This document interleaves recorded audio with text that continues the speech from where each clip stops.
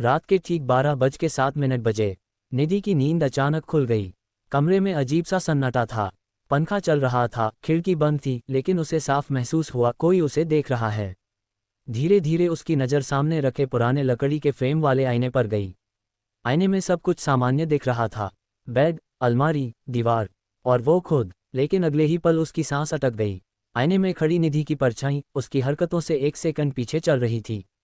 उसने आंख झपकाए, आईने वाली ने देर से झपकाए। उसने हाथ उठाया, परछाई ने पहले मुस्कुराया, फिर हाथ उठाया। निधि का दिल जोर से धड़कने लगा।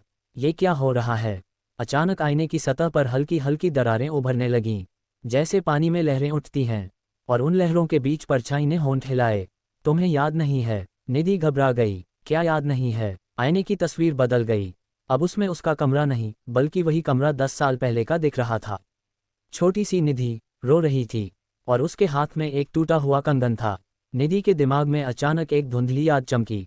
बचपन में उसकी सबसे अच्छी दोस्त आर्या अचानक घर बदलकर चली गई थी, लेकिन उसने कभी किसी को नहीं बताया था कि उस दिन दोनों में भयंकर झगड़ा हुआ था। गुस्से में निधि ने उसे धक्का दिया था।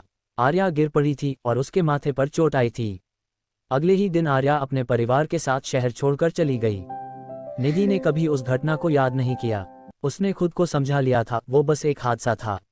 आईने में अचानक वही छोटी आर्या खड़ी थी, माथे पर वही चोट। वो धीरे से मुस्कुराए। हादसा या जानबूझकर? निधि पीछे हट गई। नहीं, मैंने ऐसा कुछ नहीं किया। आईने की आवाज गूंज उठी। तुम सच से भागती रही हो?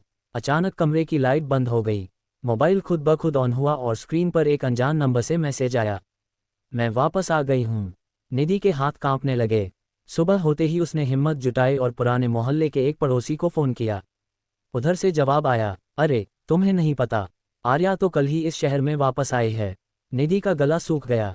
उसने धीरे धीरे आईने की ओर देखा। इस बार आईने में वो अकेली नहीं थी। उसके पीछे साफ दिखाई दे रहा था, दरवाजे के पास कोई खड़ा है। लेकिन जब उसने पलटकर देखा, कमरा खाली था। आईने में खड़ी परछाई ने फिर मुस्कुराकर कहा, अब भागोगी या सच का सामना करोगी? और तभी दरवाजे की घंटी बज उठी। रात के 12:07 बजे। अगर आपके अतीत का कोई सच अचानक आपके दरवाजे पर आ जाए तो क्या आप खोलेंगे?